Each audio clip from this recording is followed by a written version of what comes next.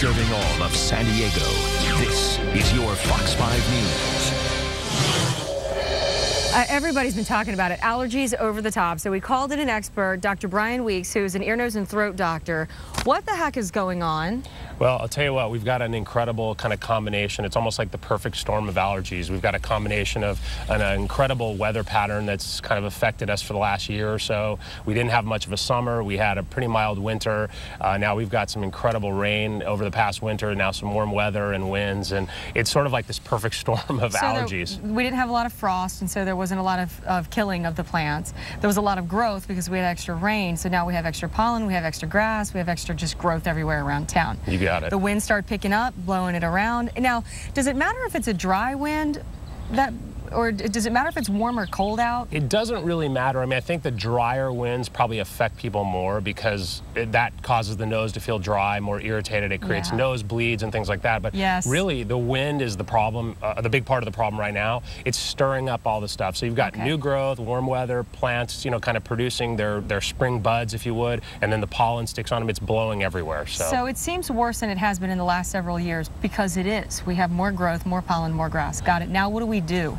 Without a doubt, you know, prevention is worth a pound of cure. I mean, grandma's old saying actually applies here.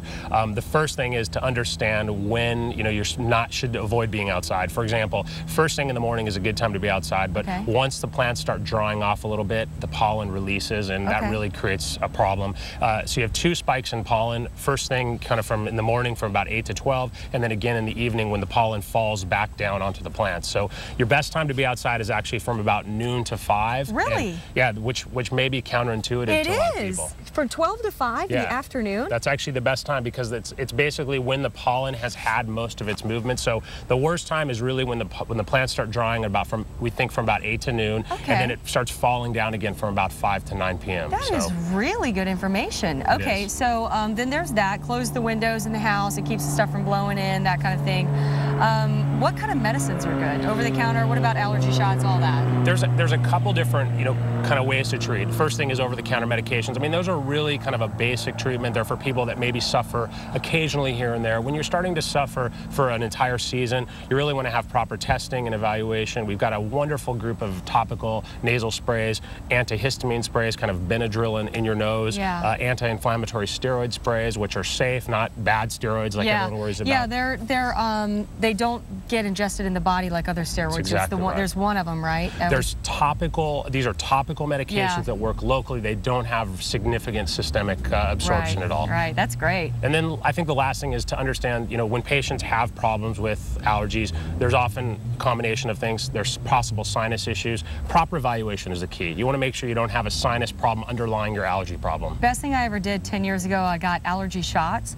It seems as if it's worn off. What happened? You know, we call that immunotherapy or shots to kind of prevent allergies, and you're treating a specific type of allergen. The most common reason is people get allergy shots and then move. Right. But if you haven't... Even not only move, because I had moved from Virginia, and then I got the shots here for the new stuff that I was allergic to here. But like we were talking about in the commercial break, I moved from the North County to the South Bay. That's right. And that is a move, right? You're like, why did I just move 20 miles and all of a sudden... But in fact, I mean, just a mild change in the place you live in, things like just moving from a home that had carpet or didn't have carpet to carpet, or moving to an area where you have a backyard that abuts a canyon and there are trees. I mean, little subtleties can make a huge difference. I'm getting a hard wrap. We got to go. You're going to be back in the 8 o'clock hour really quickly. When will the pollen die down? Do we have another week, 2 weeks, 3 weeks? You know, right now, I mean, there's really no end in sight. We're having a little bit of cooler weather this weekend. Supposedly the wind's going to lay down, so I'm hoping that we'll have a break. But, you know, I'd say buckle your seatbelts because I think we're going to have a rough one. Fox5sandiego.com. Guys, back to you now in the studio. Buckle up indeed.